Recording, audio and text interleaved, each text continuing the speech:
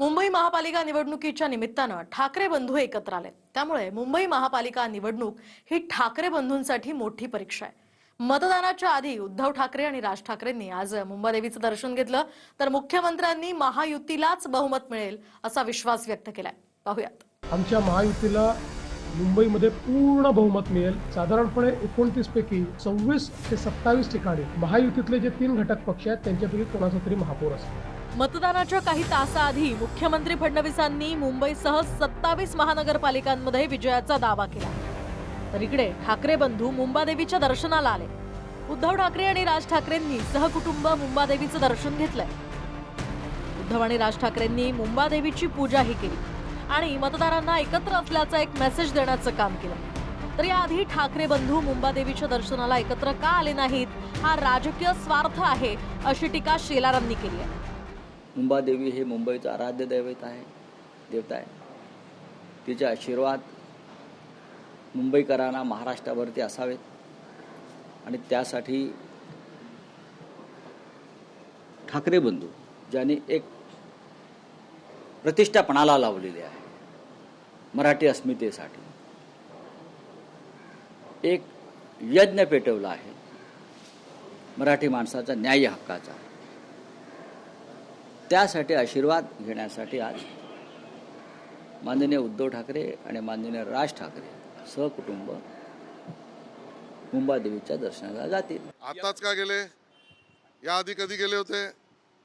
का एकत्र गेले नव्हते? किती वेळा मुंबादेवीला आधी गेले? याआधी मुंबादेवीचा विसर का पडला? आता राजकीय केवळ आठवण आहे का? राजकीय स्वार्थासाठी मुंबादेवीला गेले का? आईच्या देवळात निवडणुकीच्या दारावर जायचं आणि आता आम्ही एकत्र आहोत दाखवण्यासाठी आणि मुंबईकरांसमोर चित्र करण्यासाठी माझा सवाल आहे, याआधी मुंबादेवी मंदिरात दोघे ठाकरे बंधू एकत्र गेले नाहीत, याचा अर्थ मुंबादेवी आईच्या भक्तांचा त्यांनी अपमान केलाय याआधी, असं माझं मत आहे। संजय राऊतांनी सुद्धा भाजपच्याच टॅगलाईनचा वापर करत भाजपला डिवचलं। ट्विट करत संजय राऊतांनी ठाकरे बंधूंच्या एकत्र येण्यावरून एक है तो सेफ है असं म्हटलंय। जय महाराष्ट्र, सर्व मराठी माणसांचं ठरलंय, एक आहे तर सेफ आहे आणि ठाकरेच बेस्ट आहे असं ट्विट राऊतांनी केलं। मला वाटतं ठाकरे बंधूंसाठी सेफ आहे, परंतु राजकारणामध्ये वेळेला खूप महत्त्व असतं।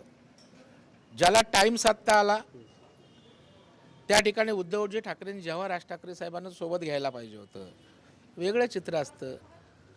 आता त्या ठिकाणी पुलाखालून खूप पाणी गेलं आहे और बोन से गई वो हौद से नहीं आती है, तर मला वाटतं आता उपयोग नाही आहे। दोघे एकत्र काय आले, अख्खं कुटुंब एकत्र काय आलं, मुंबईकरांचा देवाभाऊंवर विश्वास आहे। सर्व 29 महापालिकांच्या निवडणुकीत सर्वांचंच लक्ष मुंबईकडे। ठाकरे बंधूंनी सुद्धा आपला जोर मुंबईतच लावला। मुंबई महापालिकेचा जर विचार केला तर एकूण 227 जागांसाठी मतदान होणार आहे। दोन्ही शिवसेनेचा विचार केला तर ठाकरे आणि शिंदेंचे उमेदवार 69 जागांवर आमने सामने आहेत। 97 जागांवर भाजप आणि ठाकरेंची शिवसेना यांच्यामध्ये सामना आहे। शिंदेंची शिवसेना आणि मनसेत 18 जागांवर लढत होतीये, तर भाजप आणि मनसेमध्ये 35 जागांवर थेट लढाई आहे। त्यामुळे पुन्हा एकदा मुंबईकर फैसला करतील की शिवसेना कुणाची। महाराष्ट्रामध्ये प्रचंड आम्हाला प्रतिसाद मिळालाय।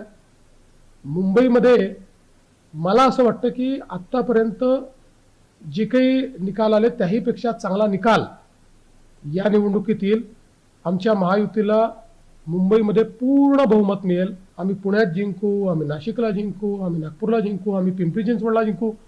जेवढी मोठी शहरं आहेत या सगळ्या शहरांमध्ये आम्ही जिंकू आणि माझा अंदाज असा आहे, साधारणपणे 29 पैकी 26 ते 27 ठिकाणी महायुतीतले जे 3 घटक पक्ष आहेत त्यांच्यापैकी कोणाचा तरी महापौर असेल। मुंबईची निवडणूक विशेषतः मराठी आणि मराठी अस्मितेच्या दिशेनं ठाकरे बंधूंनी नेली, तर शिंदे फडणवीसांनी हिंदुत्व आणि विकासावर भर दिला। आता याचा फैसला मुंबईकर करणार आहे। निवृत्ती बाबरसह bureau report, TV9 Marathi, Mumbai.